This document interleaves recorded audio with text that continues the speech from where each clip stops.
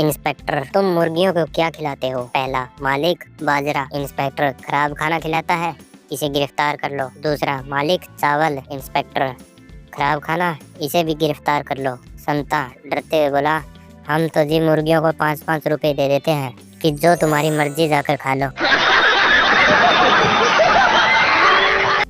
दोस्तों, आगे बढ़ने से पहले वीडियो को एक लाइक और चैनल को सब्सक्राइब जरूर कर लें। एक बार फोन की घंटी सुनकर जब संता फोन उठाया तो दूसरी ओर से आवाज आई, हेलो, फ्रिज चल रहा है? संता बोला, हाँ चल रहा है। आप कौन? फोन करने वाला। तो फिर पकड़ लो वरना भाग जाएगा। कॉलर ने थोड़ी देर बाद दोबारा फोन किया, हेलो, फ्रिज है? संता गुस्से से बोला, नहीं है। कॉलर बोला, कहा भी था पकड़ लो भाग जाएगा। एक औरत अपने बच्चे के लिए रो रही थी।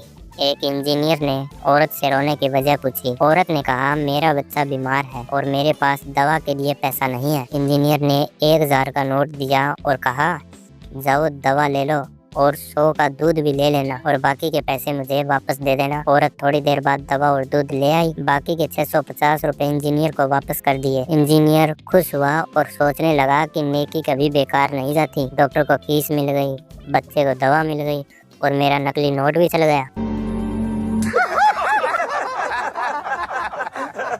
एक जाट ताऊ अस्पताल में आखिरी सांसें गिन रहा था। उसका परिवार व एक नर्स उसके बिस्तर के पास खड़े थे। ताऊ अपने बड़े बेटे से बोला, बेटा तुम मेरे TDI सिटी वाले 15 बंगले ले लो। बेटी से कहा, तू सोनीपत सेक्टर 14 के बंगले ले ले। छोटे बेटे से कहा, तू सबसे छोटा है और मुझसे सबसे ज्यादा प्यारा भी और मुझे सबसे ज्यादा प्यारा भी। तुझे मैं रोहिणी सेक्टर 24 पॉकेट 13 की 20 दुकानें देता हूँ। आखिर में ताऊ पत्नी से बोला, मेरे बाद तुम्हें पैसों के लिए किसी का मुंह न ताकना पड़े, इसलिए मेरे यूनिट वाले 12 फ्लैट तुम अपने पास रख लो। पास में खड़ी नर्स जो यह सब सुन रही थी बहुत प्रभावित हुई। उसने ताऊ की पत्नी से कहा, आप बहुत भाग्यशाली हैं कि आपको इतने अमीर पति मिले जो इतनी सारी जायदाद देकर जा रहे हैं। पत्नी बोली, कौन अमीर है? कैसी जायदाद है? अरे इनका दूध बेचने का धंधा है। हम सबको जिम्मेदारियां बांट रहे हैं, सुबह सुबह दूध पहुंचाने की। एक आदमी अपने दोस्त के घर गया और दरवाजे की घंटी बजाई, जो सुनकर एक बच्चा बाहर आया। आदमी बोला, बेटा पापा घर पर हैं? बच्चा बोला, अंकल पापा तो बाजार गए हैं। आदमी बोला, चलो बड़े भाई को बुला दो। बच्चा बोला, जी वो क्रिकेट खेलने गया है। आदमी बोला, बेटा मम्मी तो होगी घर पर?